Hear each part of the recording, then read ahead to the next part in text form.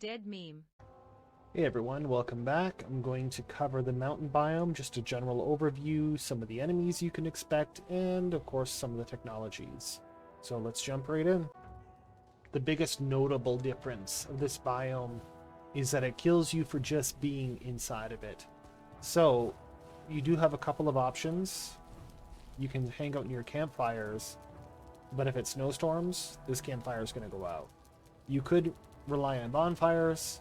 That's a lot of Surtling cores. So there's a better option. Let's talk about the wolf fur cape. Basically, you're going to have to kill wolves and get their trophies in order to craft this.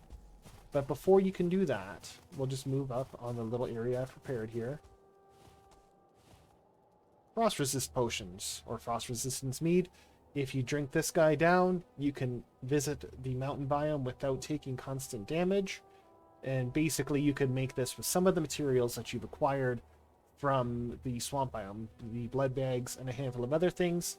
I'm not going to get directly into all the old crafting recipes or old technologies, or these videos will become very long. But if you want to know more about this station that produces these, my Darkwood video covers it. Alright, so we have two options for weapons, or for armor rather, in the mountain biome. There's a silver imbued with a set of wolfskin armor. This is the high defense armor with frost resistance. The helmet is made with drake trophies and silver. This one's a bit more interesting. It provides warmth without having to have the wolfskin cloak like is shown on this guy. You acquire this by visiting the caves. We'll get a bit deeper into that when I cover the ice caves portion. But basically there are wolves on this mountain, and there's silver, which is the new item. You're going to need wolves and silver in order to produce this. You will need to fight the werewolves that live in the caves to make this. This biome doesn't unlock any new crafting stations, but it does unlock a few items that will allow you to improve the quality of certain crafting stations. With this butcher's table, your cooking station will be a bit better. You'll be able to make some new recipes. But while we're on the subject of cooking, you need to explore these ruins. You may find onion seeds. You will not find them wild like you have with other various plants such as the turnip and the carrot. This is the only place in which to find them that I know about at the moment. And of course there are other treasures, obsidian and some frost arrows. So check out these ruins, it's definitely worth doing. Alright, so there's some silver ore hidden in the ground. I had to tunnel this up to find it. So how did I find it? By equipping this wishbone. Alright, so as you can see, it's kind of like a game of hot and cold. And this gives you an idea. You need to start digging down somewhere in this area. Important things to note.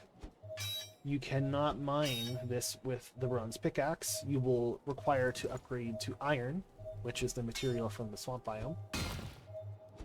And you get that in the crypts. I've done a video on the swamp biome. If you want to know more, you know, just go watch that video. And of course, the silver ore has the you cannot teleport this debuff. Okay, I just saw a wolf spawning up here in debug mode. We're just going to go up there and take a look at him. So I got no stamina food, and I've got an iron shield. I bet I can block the attack. Shields, highly valuable. There you go. It took the vast majority of my block power.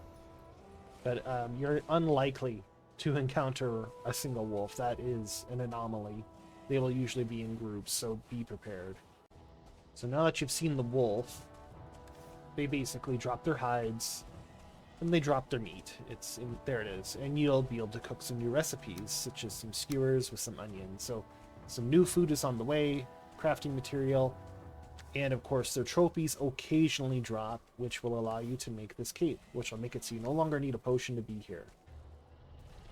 The stone golem, these guys, you'll encounter them. They look like silver deposits just poking out of the ground. As you can see, its detection range is pretty poor, but they are very hazardous. They're weak to pierce damage.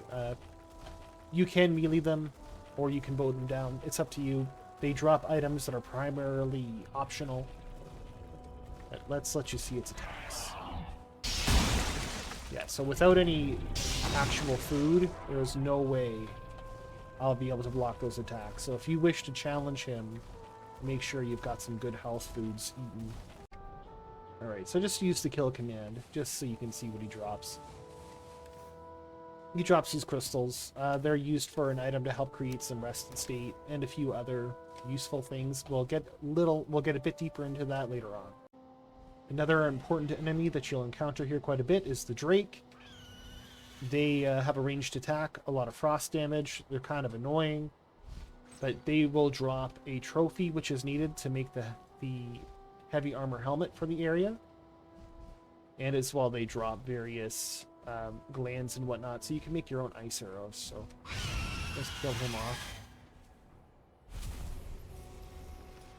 Yeah, and there's the gland. We didn't get the trophy, but, you know, it's a trophy. You'll understand. And with the trophy, you'll make the helmet, of course. There are many notable locations in which to explore in the mountain biome. One of them, of course, is to help you find Motor's location, which is the next boss. Various treasures can be located in these, sometimes even the onion seeds.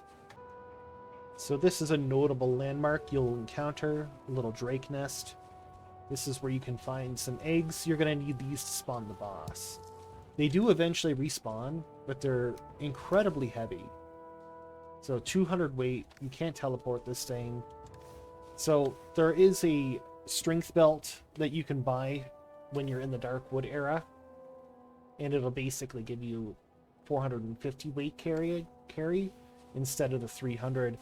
So I'm not too sure if you want to spend the money on it, but that is the option. You can return here a little bit later. The eggs will respawn. You're going to need at least 3 of these guys. This is probably the largest challenge of this biome, is getting these 3 eggs to wherever the boss is actually spawning. And again, these guys do respawn over some time, and they are frequently guarded by at least 2 to 3 little drakes that aren't too bad with the help of a better bow. Alright, here it is. The Draugr bow. I do highly recommend having this bow available before you fight Motor. You're going to need some guck, which is not super common from the swamp, and of course silver. Alright, so with all those wolf skins, the drops from the Drake, and the silver you've mined, you can make this set of armor. So silver, it provides a great deal of protection with the silver shield, as well as you can make the wolf cloak. Now we're going to move on to the ice caves where you find the components for this. I'm not going to insult your intelligence. I'm sure you can figure out that there is a silver sword, a silver mace, and so on of each type. You understand crafting by this point in the game, so let's move on to the part that's new. So this is a frost cave. This is where the werewolves live. They come out at nighttime as well. But if we go inside, we'll be able to showcase the various new enemies. And of course, some of the new goodies.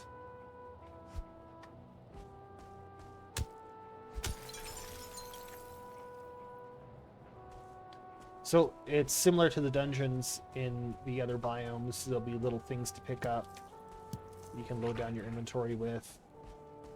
Let's just turn on ghost mode.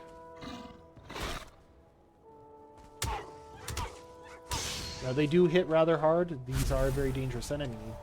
But these guys will drop their hairs and their skins, which you need to make the Fenris equipment. You'll find little pedestals like this with some of the equipment. There you go. So I now have the Fenris equipment unlocked. And let's just explore a little bit deeper and see if we can find... Here we go. If we bust some of this down, you can get some other materials such as bones, a meat pile which will give you some coins, and entrails, so you'll be able to continue making your sausages here. So something else to keep in mind, destroy all of the various decorations and whatnot, because they will occasionally drop jute. More Fenris hair. This jute is needed to make some additional resting related items. Alright, we'll just bust up some more of this jute. There you go.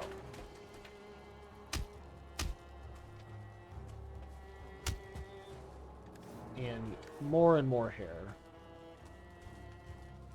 And Fenris Claw. This is the real trophy. There is a unique melee weapon that is available to you, made with that material. We'll come back to it later. While exploring these caves, there are sometimes what appear to be dead ends, but look carefully, because there is potentially much more loot hidden down here. And this is another fantastic example of more and more hidden areas. So a little bit anticlimactic. We didn't get much out of that. And a new enemy, the bat. Not overly dangerous, but a bit obnoxious. Let's get out of ghost mode.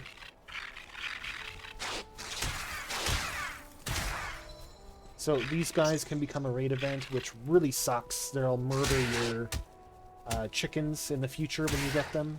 Very annoying.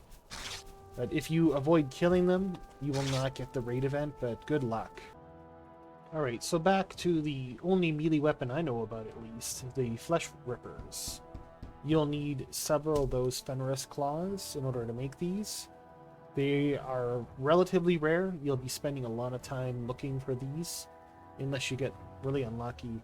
They also require some silver to make and a fair amount of Fenris hair. And that Fenris hair will also go into the coat, the leggings, and the headpiece and whatnot.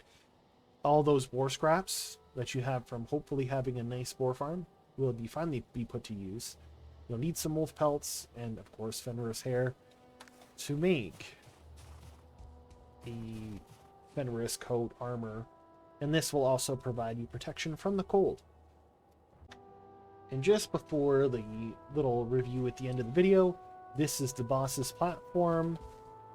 If you find it, you should mark it on your map. You'll need to get 3 eggs up here, so you can create some sort of storage or whatnot. But this is it. You'll put them in there, and we'll make a video just for her. I'll show you a method that is not cheesy, but more tactical to fight her. Alright, so here's our 50-second review, roughly. You're going to need frost resistance potions, the components you get in the swamp. Search every single ruin you find, because you want those onion seeds to improve your food status. You're going to need a great deal of silver and wolf skins and dragon drops in order to craft the armor of the day here. Or the alternative is to enter the ice caves and kill the werewolves and get their body parts and hair. The silver is hidden underground. You're going to require the drop from the bone mass to find it. You'll play a game of hot and cold. You will need an iron pickaxe. You can resist the cold by standing next to a fire, but if it snows, basically your fire goes out. There are as well various dragon nests with eggs that respawn.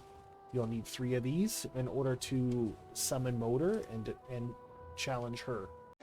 And finally, a few things to probably mention. There's a bed that can be made with the materials in this area. Particularly, you'll need some wolf skins. Same thing with this stone chair. And this is the carpet you can make out of the jute. These will improve the comfort values of whatever house you're staying in. So that's up to you to decide how much energy you want to put into this. But those are just some notable things. And before we take off, I would just like to say, if you found the video helpful, if you want to subscribe or leave a like, or if you want to throw a comment in there and something that maybe I should have covered or maybe covered better, whatever it is, it'll help make the video better. And thanks for showing up.